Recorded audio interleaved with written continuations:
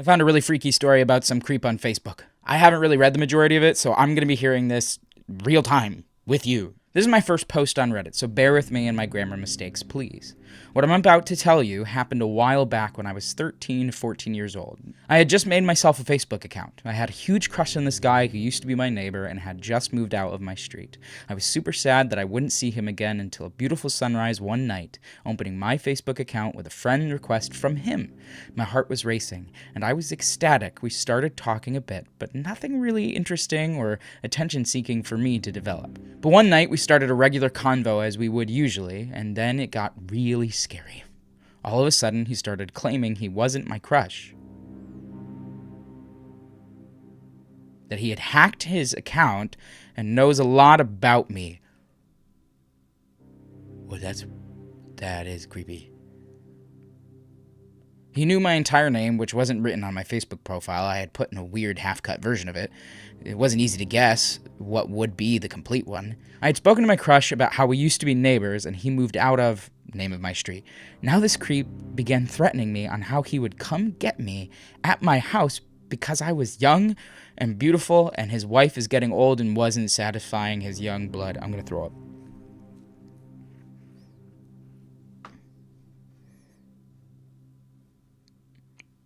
Stay off of Facebook. As a 13 to 14-year-old, I was completely freaked out, shaking on my desk chair, staring at this conversation. At one point, I thought, maybe my crush is just messing with me, as he did have this low-key weird personality. I asked him, and he sent me a picture of himself that was clearly taken within seconds, as it was a blurry, nasty quality. Just saying, if you are interested in a person who would, say stuff like this to you, run. Like, I get, she's like, oh, maybe it's him and he's just quirky. This isn't quirky. This is creepy either way. On the picture, an ugly, old, wrinkly 40 to 50-year-old skinny man looking like he'd been taking crack. I was going out of my mind panicking. My mother had already warned me previously on how I shouldn't be making a social media account at this age, but stubborn me did not listen. Now I was scared. I didn't want to tell my mother because I knew she'd be dead mad at me. It was around 1 in the morning, and I did not know what to do. I ended up just blocking my crush's account and going to bed, trying to move on and telling myself that he was probably just trying to scare me off. I was wrong. About an hour later, I received a phone call on my cell phone from an unknown number. I picked it up. It was the man. Oh my God. I told you I knew a lot about you. I'm so creeped out. I told you I knew a lot about you, baby. Let's talk. I hung up. At this point, I was just so done with it. Full-on panic attack. I woke up my mother and told her everything. She asked me to print the conversations. I did, and told me she'd take care of it when the morning comes. Good response, Mom. Just saying, sometimes you see parents who are just like, oh, it's nothing. Don't worry about it. Block him and move on. No, great response, Mom. The next day, I went to school. My mom was working from home that day.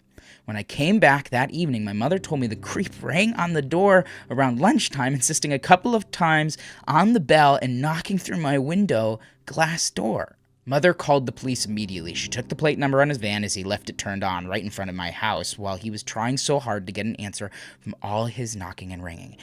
It ended up being a wanted offender that was charged with multiple infractions, including his creepy trying to get minors. To this day, I still don't have a Facebook and keep my social media extremely low-key. You never know what creep can be behind the other screen. Wow. I just have to say, first off, really awesome response from the mom. Not only did she believe her daughter right away and handled it properly with the police, but she also kept the daughter informed, right? The daughter immediately mentions how when she got home, the mom told her what happened, that the guy came to the house and tried to get in and tried to talk to her. And a lot of other times you read these stories and the mom or the dad or whoever will be try to hide it from their kid because they don't want to freak the kid out. This mom's she needs to know and she needs to stay away from this dude as much as possible. That's a scary one. Just a reminder to everybody out there, if you have young kids on social media, just pay attention to their accounts, check in with them. This kind of stuff happens a lot. This story is from a few years ago, and social media is even more prevalent today. So just pay attention, y'all. If you guys want to do more videos like these, just let me know in the comments. They're not fun, but they are interesting, and they're kind of informative, so I'm down to do more. All right.